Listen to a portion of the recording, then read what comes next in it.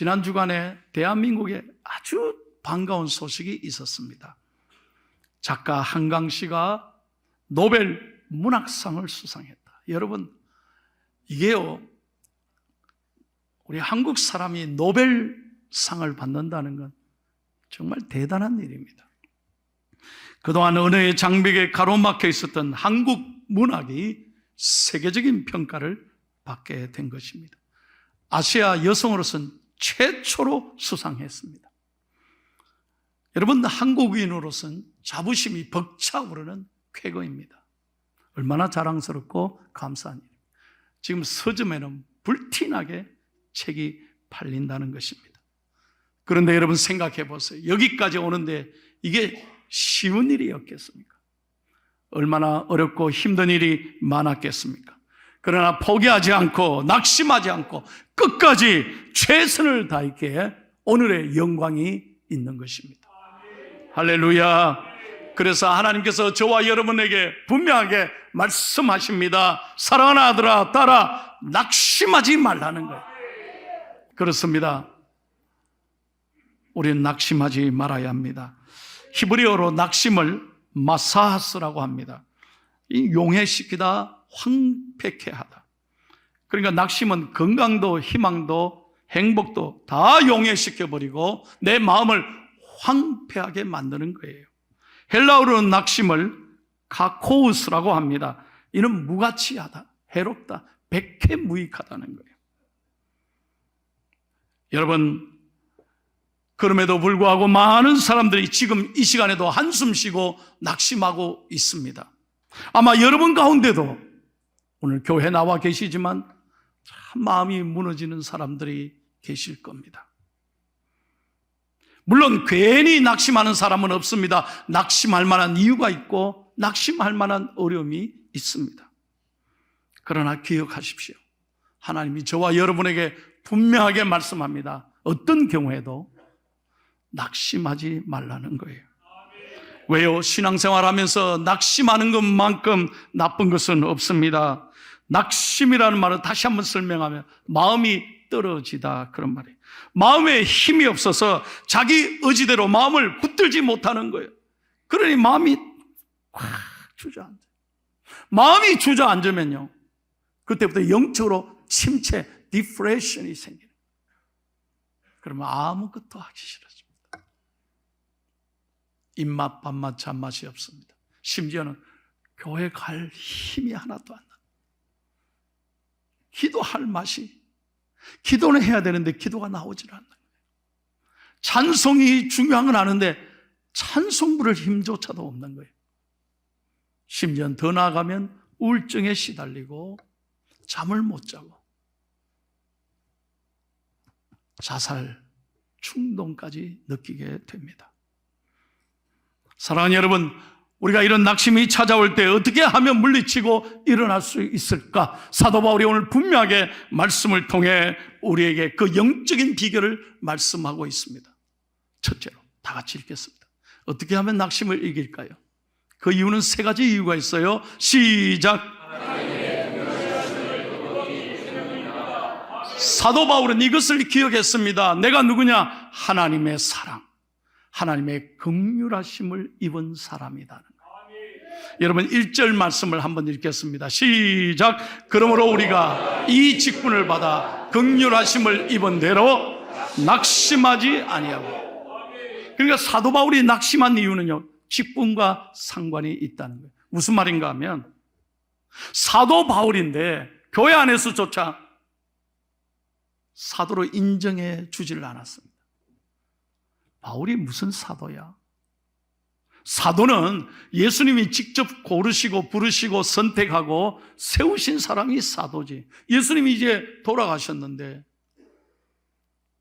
예수님 부활하시고 하늘에 오르셨는데 그때 바울이 없었잖아, 그럽니다.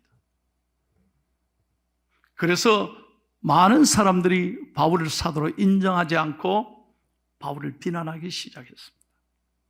그런 사람은 성경을 제대로 모르는 사람입니다. 성경에 보면 바울이 사울이었을 때 예수 믿는 사람을 붙잡으려고 그들을 핍박하기 위해서 다메섹으로 가는 도중에 부활하신 예수님을 만나게 됩니다. 그리고 예수님이 분명하게 말씀합니다. 사울아 사울아 네가 어찌하여 나를 핍박하느냐? 내가 너를 앞으로 이방인에게 내 이름을 전할 나의 그릇으로 내가 택하여 세우겠노라. 그 순간 사울이 변하여 바울이 됩니다. 옛날에는 예수님을 핍박하고 예수 믿는 사람을 앞장서서 죽이고 핍박하는 그런 회방자였지만 사울이 변하여 이제는 예수님의 붙잡힌 사람이 되는 거예요. 그 예수님의 은혜로, 다시 말하면 내가 죽을 수밖에 없는 죄인이고 괴수인데, 내가 예수님을 핍박한 사람인데 나를 이렇게 긍휼히 여겨주셔서, 나를 이토록 사랑하셔서 나를 예수님의 사람으로 붙잡아 주셨고 예수님의 도구로 삼아 주셨사오니, 이 하나님의 긍휼을 생각하면 나에게 이 시간 누가 뭐라 해도, 누가 핍박하고 나를 조랑하고 회방하고 나를 박해해도 I don't care. It's okay. 감사한 거예요. 여러분, 이걸 잘 들으셔야 돼요. 우리는 이렇게 찬양을 잘하다가도 한순간에 섭섭한 얘기 들으면 나 더 이상 찬양 안 해. 이렇게 잘 예수 믿다가도, 이렇게 잘 섬기다가도 한순간 나를 힘들게 하는 말을 듣는 순간에 우리는 마음이 무너지는 거예요. 내가 이러려고 교회 다녔나? 이러려고 내가 섬겼어? 그 순간 다 내려놓게 돼요. 그런데 바울은 그 어려움을 어떻게 견뎠느냐? 예수님의 사랑을 기억하면서, 십자가를 생각하면서 믿음의 눈을 열어 나를 힘들게 하는 사람을 본 것이 아니라 예수 그리스도의 십자가를 바라보며 내가 하나님께 사랑받은 사람이지. 그 사랑 까닭에 오늘 하나님께 말하는 거예요. 나는 낙심하지 않습니다. I'm okay. 괜찮습니다. 여러분, 사도월이 얼마나 힘들었냐면요, 가장 가까이서 유대인이 있어 사도를 인정 안 했습니다. 그리고 사도 바울을 핍박했습니다. 바울에게는 수많은 대적자가 있었고 원수들의 해방이 있었고 거짓 교사들의 방해가 있었습니다. 고린도전서 4장에는 온 세상 사람들에게 구경거리가 되었다고 말합니다. 사도행전에 볼까요? 바울을 죽이려는 사람들이 모여서 바울을 죽이기 전에는 결코 먹지 않겠다고, 그 정도로 바울을 싫어했습니다. 그런데 바울이 말합니다. 괜찮아. 내가 하나님의 사랑, 그 긍휼하심을 생각하면 아무것도 아니야. 그래서 낙심을 이기는 거예요. 오늘 여러분의 마음에 있는 상처, 여러분을 힘들게 하는, 낙심케 하는 어떤 사람도, 어떤 상황도 믿음의 눈을 열어 십자가를 바라보며 예수님의 사랑으로, 긍휼하심으로 이기기를 축복합니다. 그래서 바울이 디모데전서 1장 13절에 이렇게 말합니다. 다 같이 읽을까요? 시작. 내가 전에는 비방자요 박해자요 폭행자였습니다. 도리어 긍휼을 입은 것은 내가 믿지 아니할 때 알지 못하고 행하였습니다. 내가 예수님을 모를 때는 정말 그들을 핍박했다는 거예요. 예수님 마음을 아프게 했다는 거예요. 그러나 이제 예수님의 사랑을 알고 보니 나는 아무것도 아닙니다. I'm nothing but Jesus Christ. 그래서 내가 어떤 핍박을 받아도, 어떤 어려움을 당해도, 어떤 사람들이 나를 비난해도, 다시 한번 말합니다. 나는 낙심하지 아니한다는 거예요. 여러분 눈앞에 있는 상황에, 여러분을 힘들게 하는 사람들의 말에 여러분의 마음을 빼앗기지 않기를 축복합니다. 오늘 예배를 통해 여러분이 하나님의 사랑으로 충만하시기를 예수님의 이름으로 축복합니다. 두 번째로, 왜 우리가 낙심하지 말아야 됩니까? 다 같이 읽겠습니다. 시작. 예, 우리는 질그릇이라는 거예요. 너무 연약하고 깨어지기 쉽습니다. 그런데 내 안에요, 보배가 있습니다. 7절 말씀 읽을까요? 시작. 우리가 이 보배를 질그릇에 가졌으니 이는 심히 큰 능력은 하나님께 있고 우리에게 있지 아니함을 알게 하려 함이라. 그래, 나는 넘어지기 쉽고 무너지기 쉽고 낙심하기 쉬운 존재지만 내가 낙심하지 않는 이유는 내 안에 보배이신 예수가 계시기 때문에. 오늘 2부에 마치고 내일 모레 15일 날 암 수술을 받는 분이요,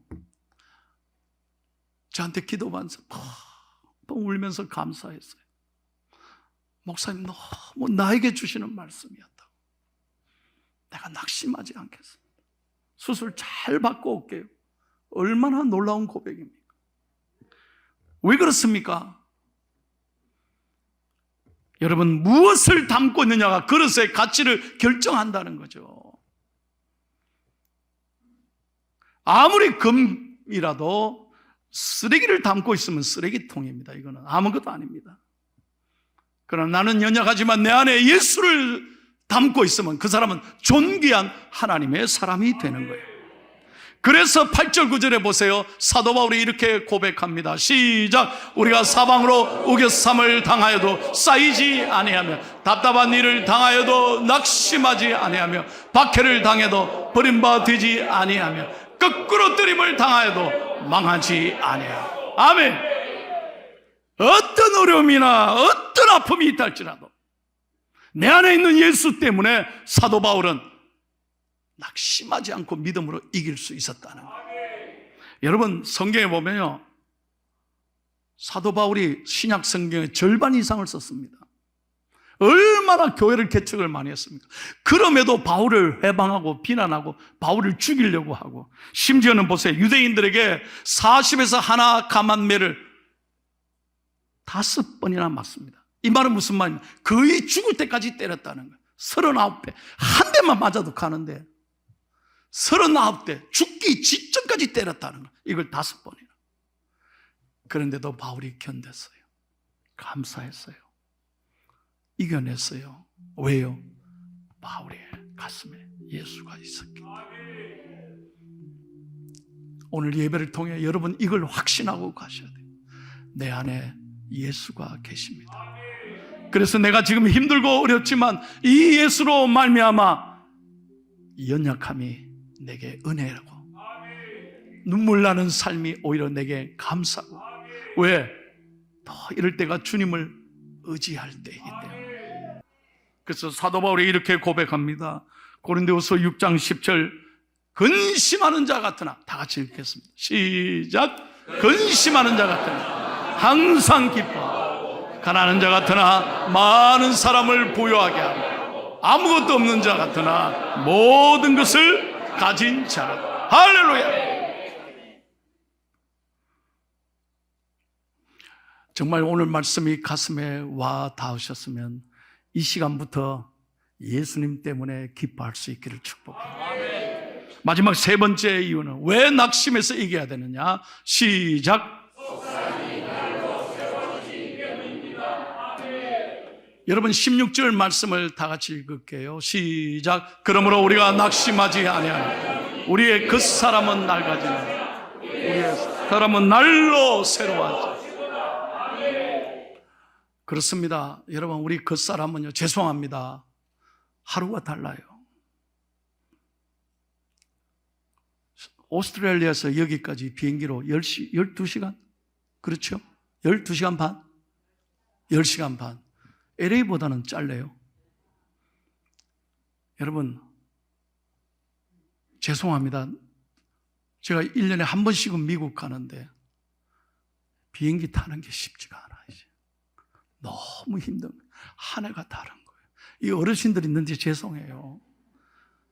이제 힘들어요. 힘들어. 또 여러분, 하루하루가 몸이 달라요. 어제하고 오늘 또 다른 거예요, 몸이. 이게 어쩔 수 없이 겉사람은 계속 약해지는 거예요. 그런데 우리가 겉사람에 보여지는 거에 너무 신경 쓰고 사는 거예요. 중요한 게 뭡니까? 우리의 속사람이 강건해지면 겉사람은 날로 새로워지는데 속사람이 영적으로 죽어가니까 계속 몸과 마음도 지치고. 사는 게 덜 힘든 거예요. 여러분, 우리 여자분들이 외출하려면 거의 대부분 하시는 말씀, 아이씨, 입을 옷이 없다. 장롱 안에 천지백갈인데, 여보, 입을 옷이 없다. 우리는 너무 보여지는 거에 신경 쓰는 거예요. 미국 사람들은 아무거나 입어요. 외국 사람들 보세요. 막 그런 거에 신경. 우리 너무 그 사람에게 마음을 빼앗기고 사는 거예요.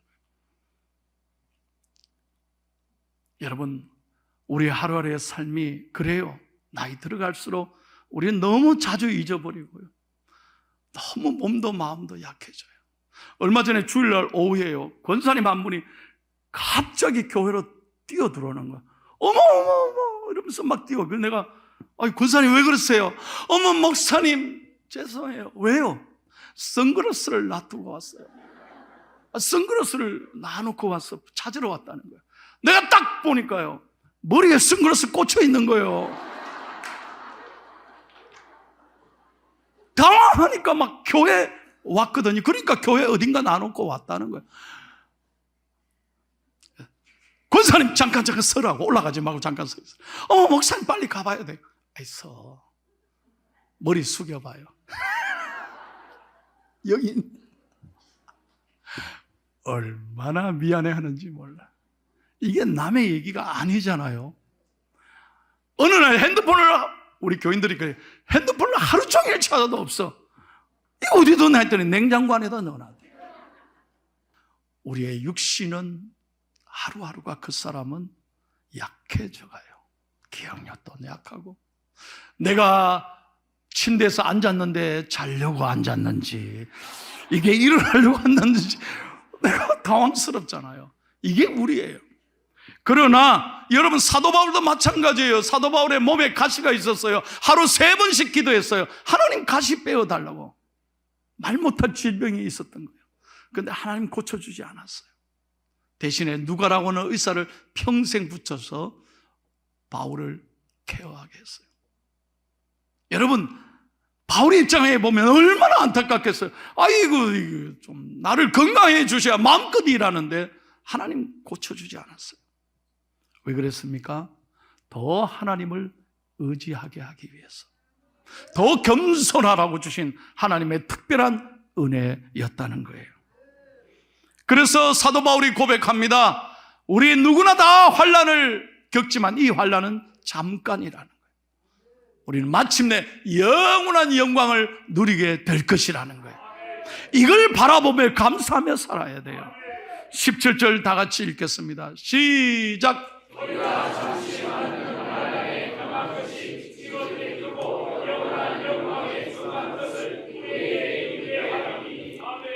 여러분 잘 보세요. 우리가 지금 받는 환난은 잠깐이라는 거예요.